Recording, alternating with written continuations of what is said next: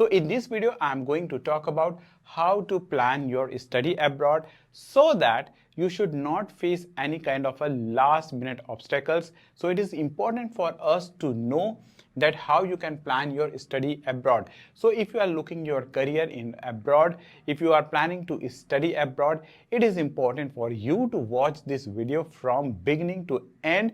With the help of beautiful metrics, I'm going to explain you all the important things that you need to keep in your mind. Even if you are a parent, then also you should watch this video completely, where I have explained each and every aspect, because parent for studying abroad, parents conditions, parents circumstances plays a very important role. So watch this video from start to end carefully, and if you have any kind of a doubt, you can definitely put on in the comment. Meanwhile, please consider liking my videos and subscribing to this channel, which is really going to help me a lot. So let's start. How you should plan your study abroad. Now, there are students who wants to go for undergrad courses, and then there are set of students who wants to go for graduate. Remember, for the abroad, here we say graduate course and postgraduate. In abroad, it is called as undergrad for the graduate one, and the graduate for the postgraduate one. So if you want to go for the undergrad, your preparation actually shall start just after the 10th. And if you are planning for the graduate, that is PG, master's courses, you should start at least from the second year of your college. So let us see how you can plan and what are the things that you need to keep in your mind when you are planning to study abroad. Number one is your objective of studying abroad should be very clear in mind. And when you see, I think, I'm pretty much sure that you watch some other YouTube channels, and there you may also witness lot of different sort of problem. The main problem, one of the that many students nowadays address, is they complain about the jobs. So you need to ask yourself that are you going to study abroad to study or for doing jobs? So what is your goal? What is your objective? So if your objective, your expectations are clear, then your overall study abroad experience will be much more fascinating, much more pleasant as compared to someone whose objective is ambiguous or whose objective is just to enter into the country, taking studying as one of the route for going abroad to that country. So why you should go abroad? You should go abroad either that you want to really study certain course, certain programs that will really help for your career in the future. You can also go to abroad for the experience. So it's not only the study that why we study abroad, it's also about that new experience, new culture that we want to see. For that reason also, one can go and study abroad. And yes, this is one of the another reason that many students actually try to visit. And in fact, it's sad, it's unfortunate, but most of the students actually visit for this permanent residence prospect, which I feel that it is not. Your studies, your experience, your network should be the primary objective. But anyways, depending upon your objective, you need to pick up the countries. Because if you want to get a permanent residence, if your objective is to, in the long term, you want to settle down in some abroad nation, so you have to choose such countries, such province or even of that country, which has more permanent PR friendly rules and laws. In the same way, if you want to go with the experience, you can visit the countries that give great friends, great lifestyle, such kind of a place.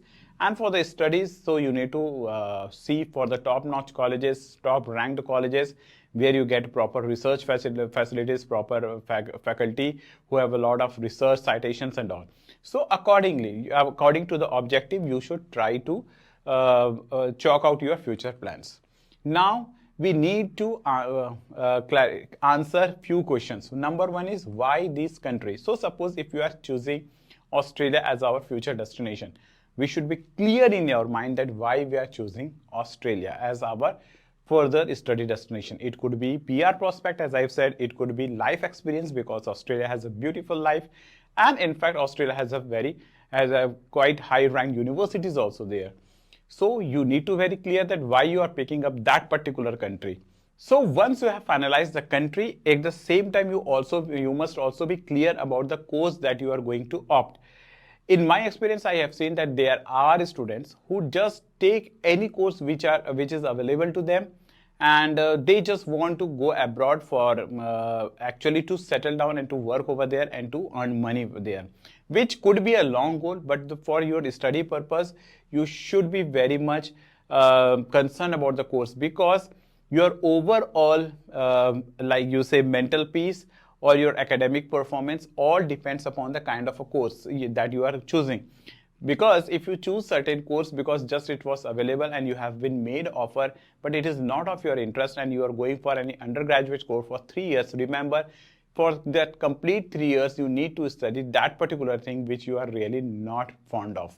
So you need to very much be concerned about the course, and at the same time that course that you are going to have study, it should also be like career oriented. Its prospect, its market demand should be good. So that's why this country should be answered well, why this course should be answered well, and at the same time the university, the college that you are choosing, that should also be well researched. Just because any university or college is giving you offer, it doesn't mean that that is your university where you are going to study. It should be well researched. You need to see all the plus and minus of that university. Maybe you academically you are not that much sharp, and that university that where you are going is quite demanding. They have a great academic pressure, so such kind of university may not suit you. In the same time, if you have a really great academic goals, so you need to opt for such universities which have high research background. They get lots of fundings and all such kind of things. So depending upon your career goal, you need to answer this question: why this country, why this course, why this university? So now once you have decided to study abroad, now it is important for you to prepare 3 parameters which will be very crucial for your success of your entire study abroad journey. What are these? One is your academic planning, that you need to plan your academics well before even going to the well before you are actually intending to study abroad. Second is language, that you need to master the language, that language proficiency that they are going to ask for. So suppose if you are going to any countries like Canada, UK, your language criteria obviously English.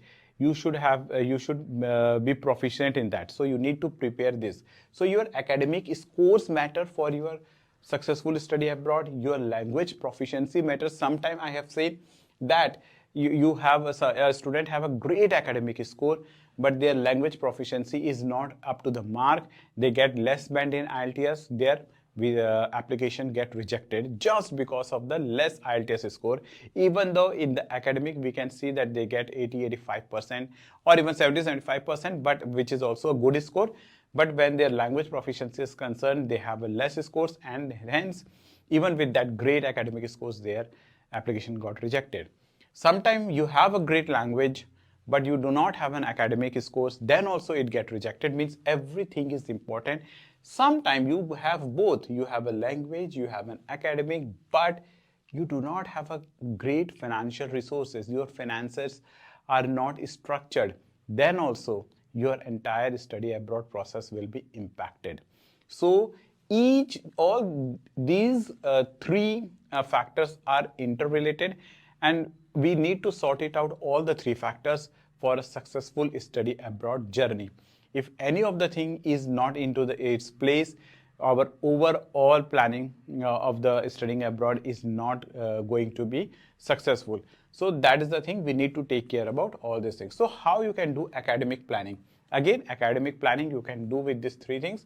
First thing, that you need to understand that current course and subjects. If you want to do a computer course, or if it is the interest, your computer is your interest for your masters, so bachelor you cannot do BCom. You have to do course like BCA or something that has a computer course. So when you are looking yourself abroad after say 12th, you want to do something, so your current courses and subjects matters. So if you want to do something in engineering, you should take maths. In fact, I'll tell you, if you are really looking for in studying abroad, always take maths as one of the subject in your 11th and 12th, because 90% of the course always demand maths as one of your subject in the abroad.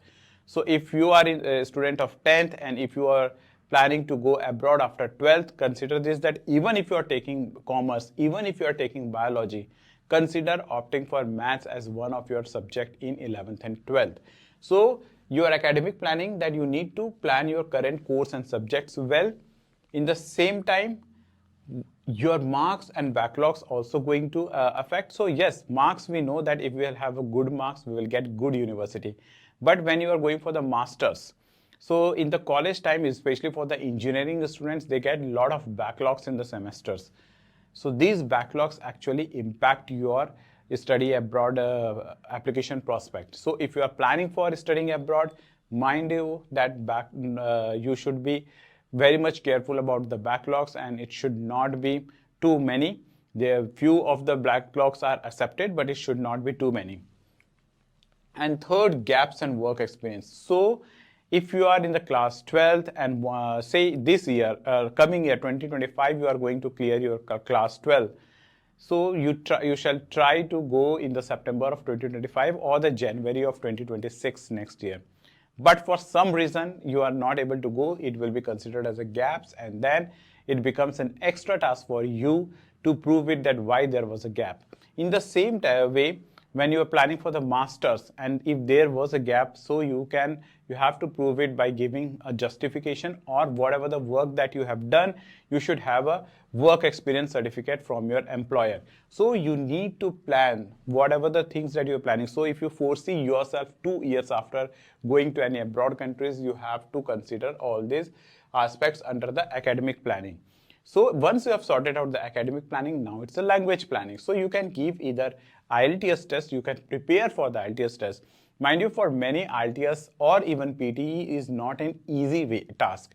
So for them, they need, many can clear, some can clear even in a 1 month, but many takes even 4 months, 5 months, 6 months, depending upon their background in the English. So you need to see that whether your language, your command in the language is right or not.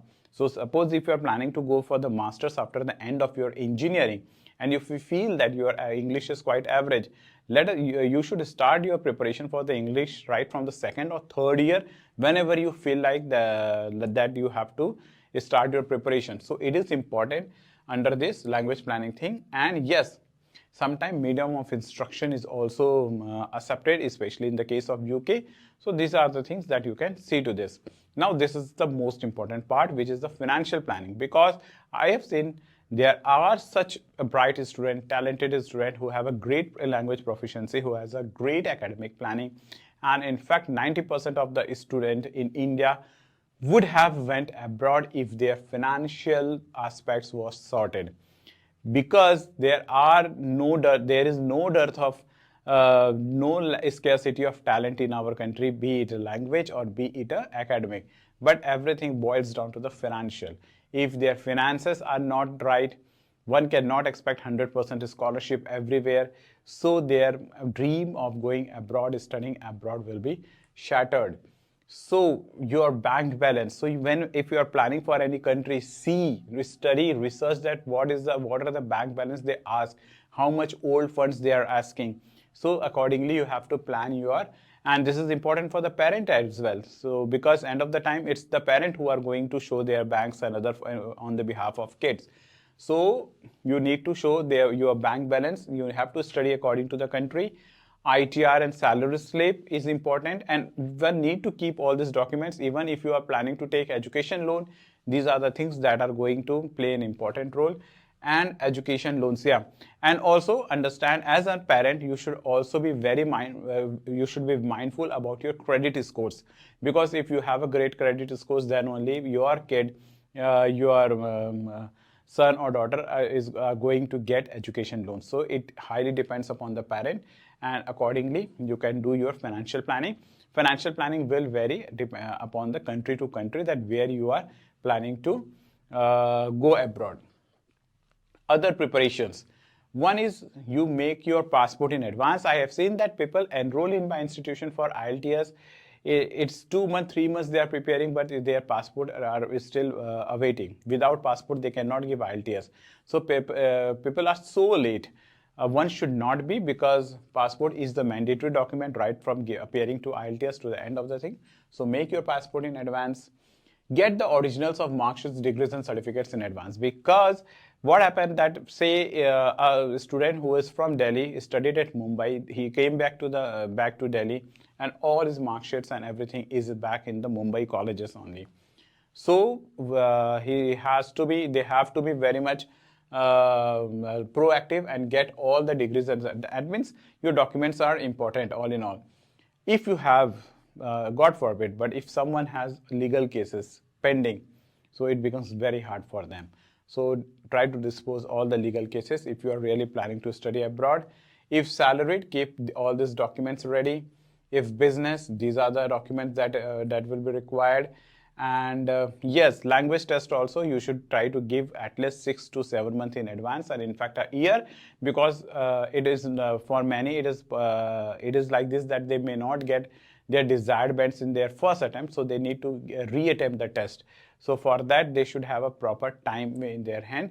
I have seen that many people, once they receive the offer letter, conditional offer letter, then they go for the language test, and because of the lack of this language certificate, their overall their deadline get passed, and they are not able to go to the colleges they are intending to go. Prepare a list who may give you LOR. LOR is letter of recommendation. It is given by the faculty of your college or school that you have done. So you need to inform them well before that, I am planning to study abroad, ma'am or sir, and in case if they will ask for letter of recommendation, please help me for that.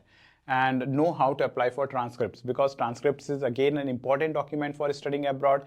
So wherever you are studying in the college, know in advance that how they, if it is required, how you can apply for the transcript. Because if you have that information with you, so whenever the college will ask for the transcripts, it will be handy for you to go ahead.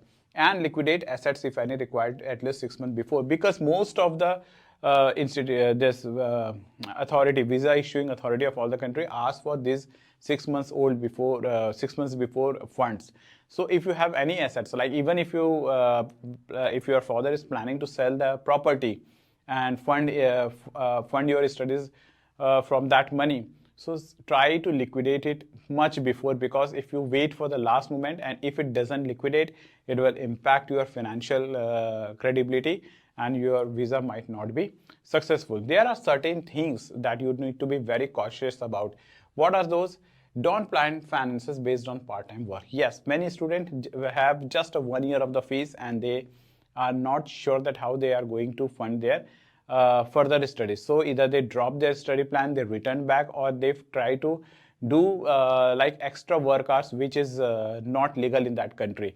So please, if you are planning for a peaceful study abroad process, part-time work will be an extra thing that you can consider. But still, if you don't get a part-time work, you should be able to finance your studies. And nowadays, students, this thing parent also need to understand, that this is one of the major reason for the stress of the students nowadays, because they go on with the expectation that they can fund their studies with the help of part-time works. And nowadays, as the economy is slow, students are finding very hard to get any kind of a part-time work. So yes, you need to plan your finances, not with the help part-time work.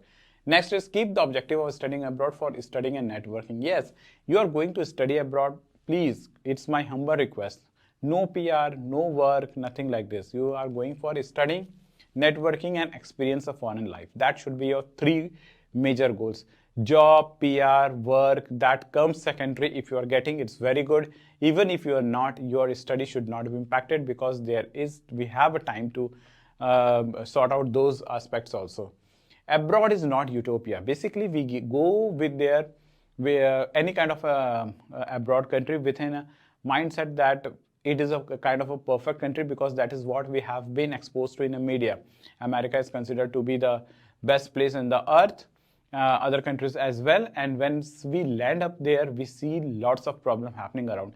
Look, we are all humans, and humans are surrounded with the problem, and those countries are also not exceptions. You will face a lot of problem. You will be surprised. You will see crime also, you will see the things that you have never expected at abroad. So you need to prepare your mind that yes, you are going there to study, and you may face all such kind of a struggle that is very much possible in India also. Understand, that is not a utopian world, that is not a perfect place, it has their own disadvantages. Choose your program as per your interest and job prospect. Yes, interest is important, because as I've said that you might have to study for an entire year or two, and job prospect, even if you have an interest but it doesn't have a job prospect, then also it is not going to help you. It's not you are not going to recover the money that you have invested a lot in your study abroad process. Go abroad to study, not study to go abroad. So this is the final word. Go abroad to study, not just study because you want to go abroad. The line is with you, and it should be very much clear with you, and this defines the entire objective. So that's it for today, guys. Hope you have find this session effective, fruitful, and worthy of your time. If you have watched this video from the start to end, thank you very much. If you are here, that means you have already watched this video to the entire length. Thank you very much. If you have any query, you can email me on this. You can WhatsApp me on this. And I request you that please like this video. If you feel that someone can get help, please share. And if you want to get such kind of regular updates, please subscribe. The number actually impacts my confidence.